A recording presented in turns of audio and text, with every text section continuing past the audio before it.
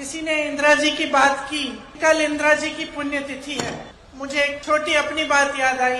मैं 12 साल की थी। उस दिन सुबह 8 बजे मैं स्कूल जा रही थी। तो हम लोग इकट्ठे रहते थे। दादी के पास गई। स्कूल में एक प्रतियोगिता थी, उसके लिए मैंने दादी का एक झोला रखती थी, मैंने उनका झोला मांगा। नाटक की प्रतियोगिता थी। झोला मांगा दादी से और उनको प्यार से ऐसे पकड़ के बाय बाय बोल के स्कूल चली गई।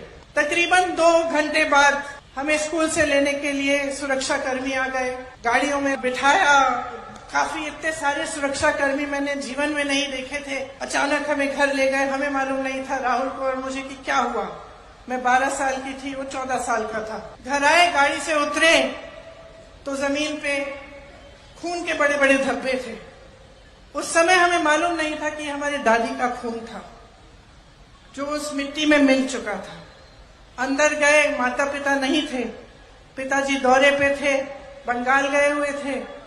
माताजी दादी को लेकर अस्पताल गई हुई थी। जब अंदर गए और पता चला कि दादी की हत्या की गई है तो एक अजीब सा भय, अजीब सा दुख मन में जागा और ऐसे लगा कि क्या अगले दिन सुबह हो भी सकती है कि हमारी दादी, जो सिर्फ हमारी दादी नहीं थी लेकिन एक महान शख्सियत थी, क्या उनको इस तरह से कोई खत्म भी कर सकता है, और इतनी हिंसा से। और अक्सर मैं सोचती हूँ कि इतनी हिंसक घटना घटी हमारे साथ। हमारी दादी माँ समान थी हमारे, लेकिन कैसी देशभक्ति की भावना उन्होंने हमारे दिलों में डाली होगी कि 1 सेकंड के लिए, 1 मिनट के लिए हमारी इस देश में आस्था नहीं टूटी।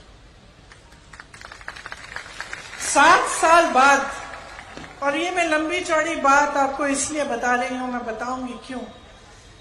7 साल बाद, मैं 19 साल की थी, इसी तरह की घटना मेरे पिता के साथ घटती है और मैं अपने पिता का छलनी शरीर, खून से लथपथ शरीर घर लाती हूँ।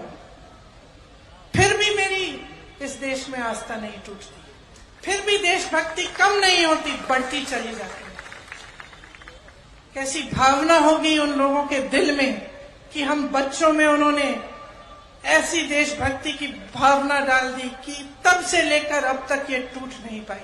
मैं इसलिए ये सारी बातें कह रही हूँ क्योंकि जब हम अपनी बीती हुई पीढ़ियों की बात करते हैं, जब हम इंदिरा जी की बात करते हैं, नेहरू जी की बात करते हैं, राजीव जी की बात करते हैं, तो हमारी आलोचना करने वाले एकदम से परिवारवाद की बात उठाते हैं।